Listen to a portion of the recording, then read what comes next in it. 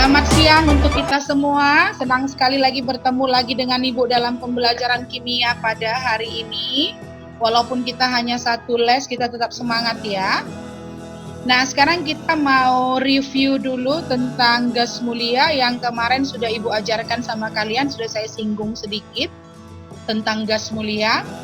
Kita mau memperdalam lagi hari ini tentang gas mulia. Saya mau tanya, gas mulia itu di golongan berapa ya, Nak? Jessica, di golongan berapa gas mulia sayang? Dibuka adionnya dong. Di golongan berapa? 7A. 7A. Golongan. Coba Vina lihat lagi. Benar nggak 7A golongan gas mulia? 8A, Bu. Golongan 8A. Ya, bagus. Oke, golongan 8A. Oke. Silakan dulu si Giantri, coba sebut dulu Nak, golongan 8A itu apa aja unsur-unsurnya Nak, ayo. Nah, ini maka harus saya review selalu karena ketika diajarkan sekali lupa dia. Padahal ini penting sekali. Ayo Nak. Saya, Bu. Ya, boleh. Coba sebutkan. Helium, neon, argon, krypton, heston, radon. Helium, neon, argon, krypton, xenon, radon. Iya, radon. Oke. Baik, boleh lengkapi dengan nomor atomnya, Nak? Berapa ini?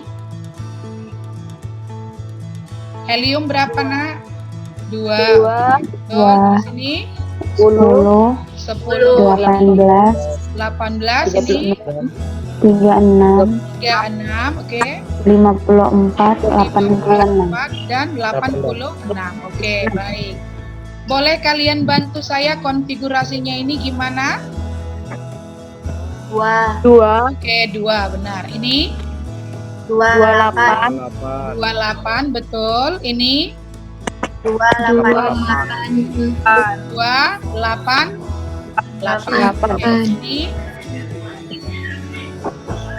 2. Ayo teruskan. 8, 18, 8. 2, 8, 18, 18, 8. Oke, xenon gimana Nak? 2, 8, 18, 18, 18, 8. Oke.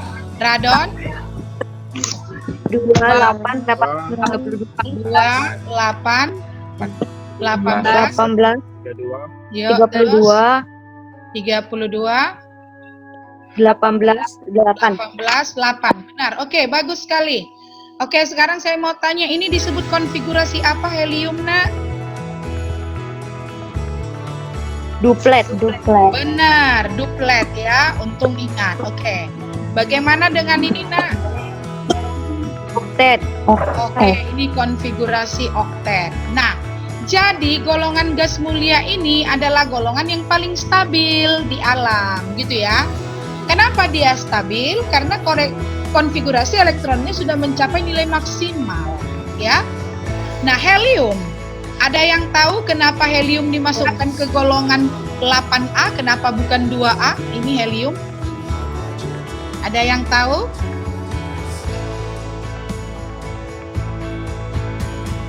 Karena sifatnya yang stabil itu lah, Bu. Iya, karena dia stabil. Sifatnya sama semua dengan neon, argon, krypton, xenon, dan radon.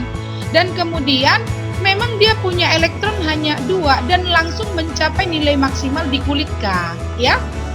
Makanya dia sangat stabil, oke? Udah ingat kembali kan, Nak? Nah, jadi sekarang coba kita review lagi. Yang pertama tadi, keistimewaan gas mulia itu adalah mempunyai 8 elektron terluar, gitu ya. Ini mempunyai 8 elektron terluar. Elektron terluar, ya. Jadi kalau misalnya Ibu buat konfigurasi SPDF-nya, ini kan NS2, ini NP6 gitu kan. Masih ingat kan, Nak? Lalu kecuali helium ya. Kecuali helium karena hanya mempunyai 2 elektron ya. dia hanya punya 2 elektron. Jadi dia hanya konfigurasinya itu hanya 1 S2 saja, oke? Nah, jadi Ibu mau tanya dulu sama kalian. Karena 8 elektron valensinya, maka apa yang terjadi pada struktur elektronnya? Ada yang bisa jawab? Tasya, bisa Tasya? Konfigurasi.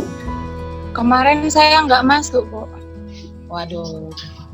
Baiklah, siapa yang bisa? Si Yolanda bisa, Yolanda? Ini yang konfigurasi elektronnya menjadi stabil itu ya, Bu? Menjadi oktet itu, Bu? Betul. Jadi gara-gara dia punya 8 elektron terluar, kecuali helium itu tadi, walaupun helium juga stabil, struktur elektronnya dia jadi stabil gitu ya. Ya. Struktur elektronnya menjadi stabil. Ya. Elektronnya stabil. Ya. Nah, jadi dia menjadi bagaimana, Nak, kalau struktur elektronnya stabil? Johannes bisa jawab? Karena struktur elektronnya stabil, ada yang bisa menjawab, Nak? Coba. Menjadi gimana dia? Menjadi gimana? Sukar. Iya, dia Sukar bereaksi, Bu. Betul, dia Senyawa, Bu. menjadi sangat sukar bereaksi. Ya, sangat sukar bereaksi. Jadi dia sangat sukar membentuk apa? Sangat Senyawa sukar, kimia, Bu. ya, membentuk senyawa. Ya, membentuk senyawa. Itu dia. Ya, oke. Baru yang kedua.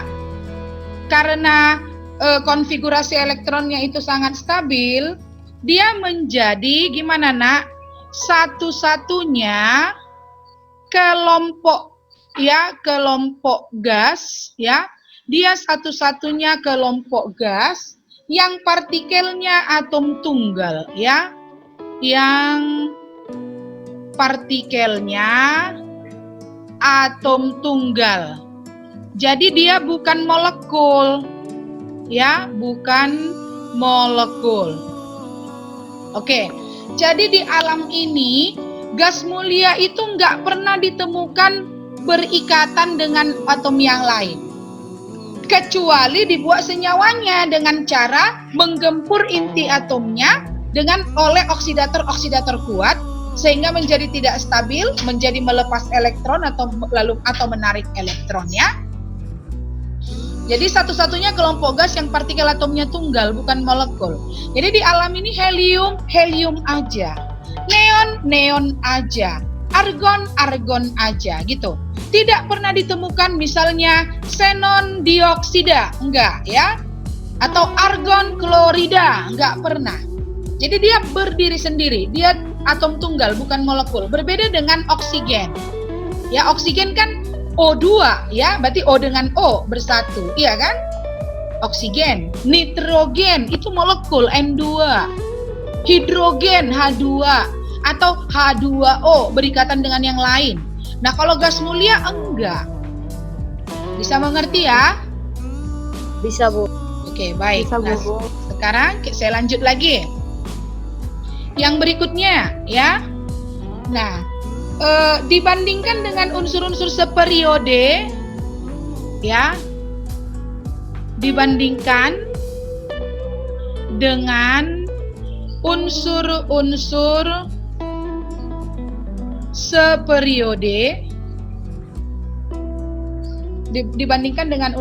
seperiode, gas mulia memiliki energi ionisasi paling besar ya. Ini gas mulia memiliki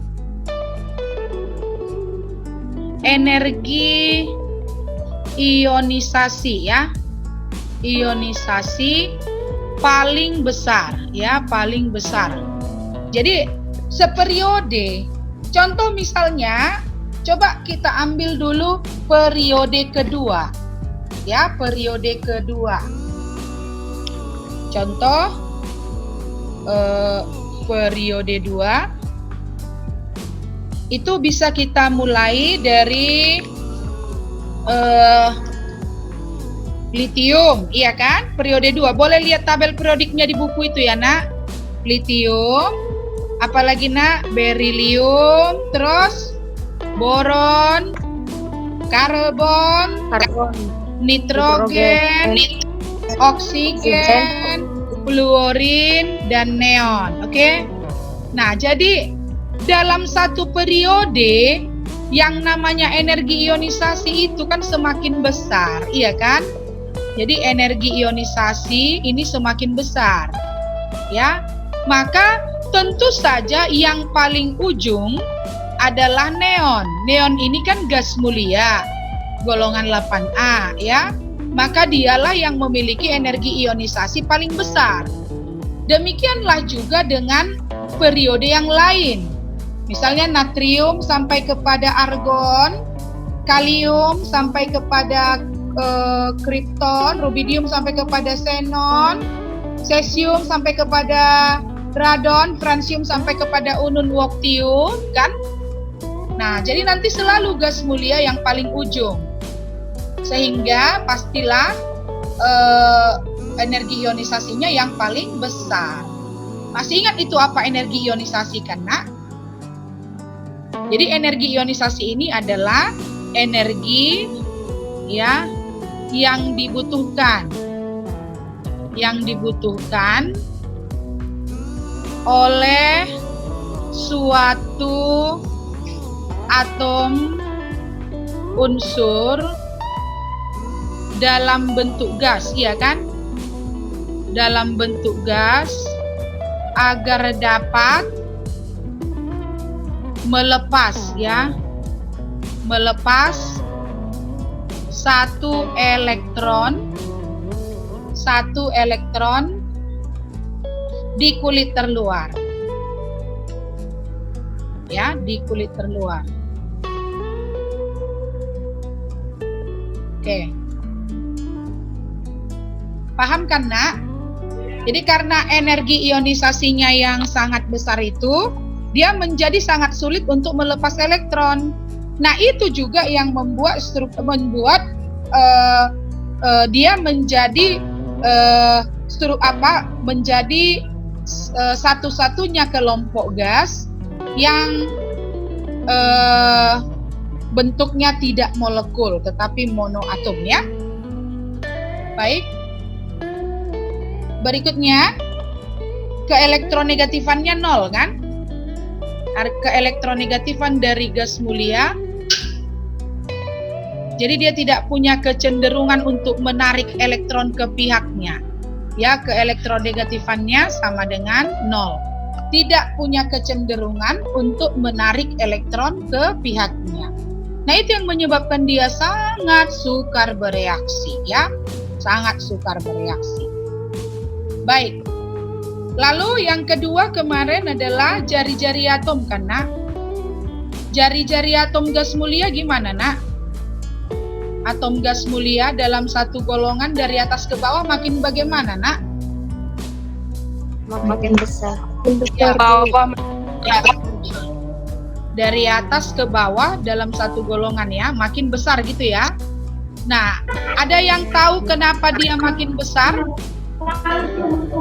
Ada yang tahu kenapa jari-jari atomnya makin besar?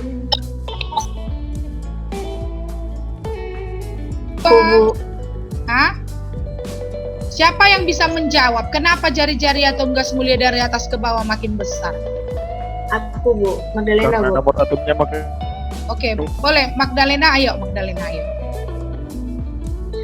Karena kalau nomor atomnya makin besar, maka jumlah kulit dari inti atom ke kulit telur atom itu makin besar, Bu.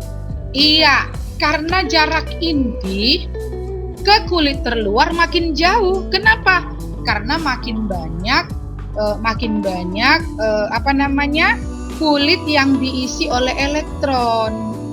Kan itu dia. Sementara jari-jari atom itu kan dari atas ke bawah itu semakin besar, jari-jari atom itu kan adalah jarak inti atom ke kulit paling luar, gitu ya. Makanya makin banyak elektronnya, ya makin banyak dong kulit yang diisi. Maka jarak inti ke kulit terluar pun makin jauh. Nah, ini menyebabkan apa? Maka hal ini menyebabkan makin ke bawah, ya, makin ke bawah, ini kerapatan dan titik didih makin tinggi, ya. Ini kerapatan dan titik didih, ya, dan titik didih ini semakin besar atau semakin tinggi, ya. Artinya semakin susah untuk mendidihkannya, walaupun sebenarnya titik didih gas mulia itu di bawah 0 derajat Celcius, tetapi dari atas ke bawah semakin besar dia. Lalu dari atas ke bawah juga, makin ke bawah energi ionisasi juga makin kecil, ya. Makin ke bawah itu energi ionisasi, ya, energi ionisasi semakin kecil, ya. Semakin kecil. Karena semakin jauh jarak inti ke kulit terluar, berarti semakin mudahlah dia melepas elektron, gitu ya. Walaupun sebenarnya ini di kategori yang sangat sulit, tetapi makin ke bawah semakin mudah dia melepas elektron. Paham, Nak? Mengerti anak-anak Ibu? Mengerti? Oke, baik. Nah, sedikit lagi ya, biar semakin paham kita pelajaran kemarin. Nah, jadi yang ketiga, yang paling penting kalian ingat lagi, bahwa kelimpahannya gas mulia, ya. Nah, jadi gas mulia yang terbanyak, ya, yang terbanyak, yang pertama di alam semesta atau jagat raya. Masih ada yang ingat apa?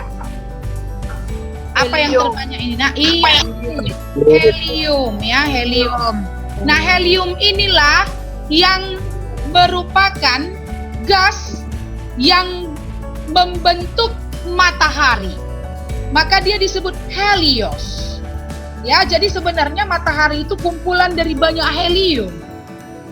Nah, luar biasa kan? Dan dia paling banyak di jagat raya, ya.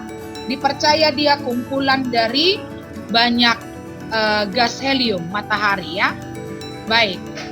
Bukan matahari superstore, ya, Nak. Oke.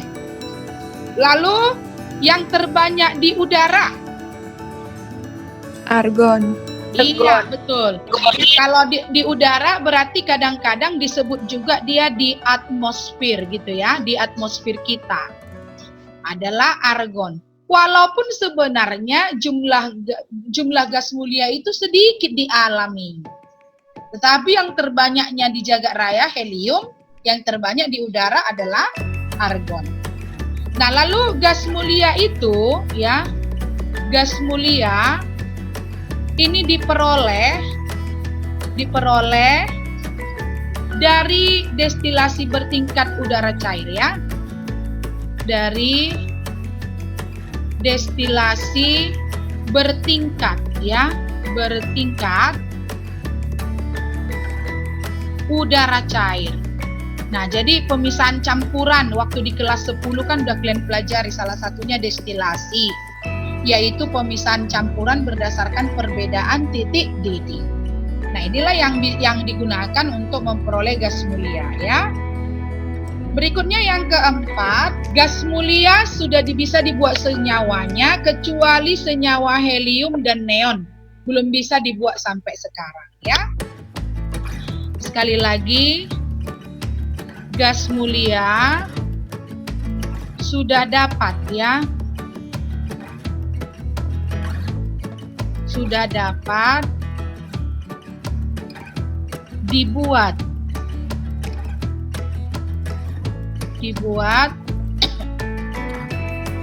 senyawanya kecuali, ya, kecuali helium dan neon. Sampai sekarang belum bisa karena tingkat kestabilannya yang sangat tinggi ya. Karena tingkat kestabilannya yang sangat tinggi. Dan persenyawaan terbanyak adalah gas mulia, yang terbanyak senyawanya adalah xenon ya. Oke. Nah, gas mulia ya. Gas mulia yang terbanyak senyawanya adalah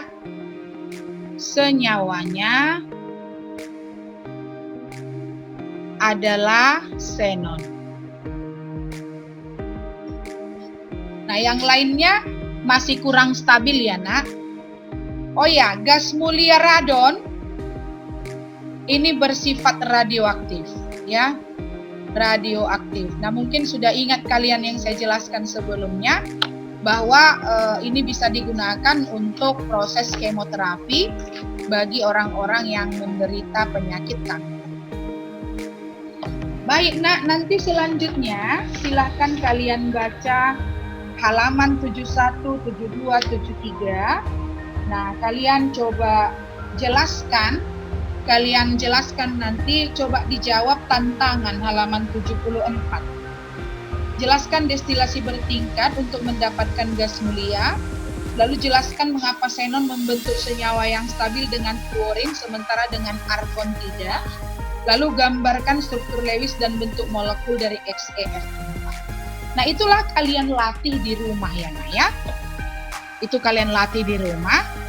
Untuk pertemuan berikutnya itu akan kita kita bahas bersama. Baik anak-anak Ibu, adakah pertanyaan dari kalian yang tidak kalian mengerti tentang pelajaran hari ini? Biar segera saya sudahi pembelajaran ini dan saya buka kolom absen di Google Classroom kita.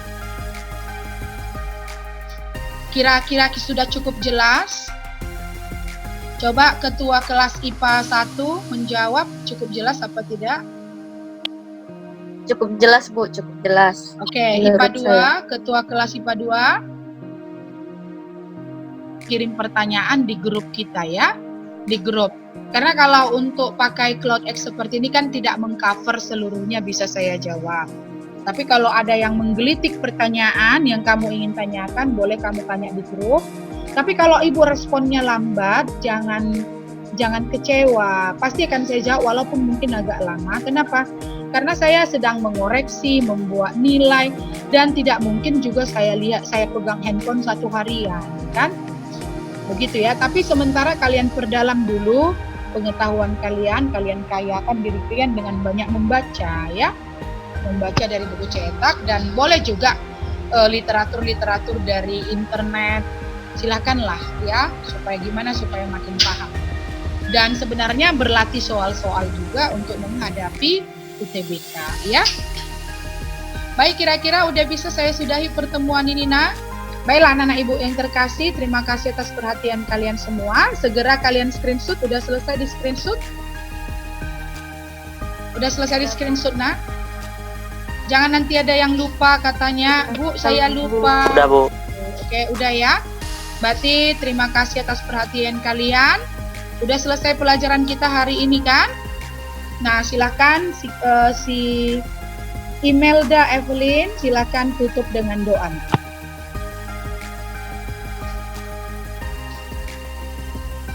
Kita bersatu dalam doa. Segala puji dan hormat hanya kepada Tuhan, kami berserahkan diri. Kami datang kepadamu untuk mengucap syukur ya Bapa atas kasih dan karunia-Mu Bapa. Kami telah selesai mengajar kami Bapa, kiranya Engkau memberkati guru dan mengajari kami. Engkau berikan mereka kesehatan, panjang umur, serta kemudahan dalam mencari rezeki. Dalam Kristus kami berdoa, amin. Dalam nama Bapa dan Putra dan Roh Kudus. Amin. Baik anak-anak Ibu terkasih, terima kasih semuanya ya. Dan jangan lupa untuk mengirimkan screenshot pembelajaran ini ke kolom absen yang akan segera saya buka. Baik, sampai jumpa pada pembelajaran berikutnya. Terima kasih, dadah. Dadah. Ya, Bu. Terima kasih, Bu.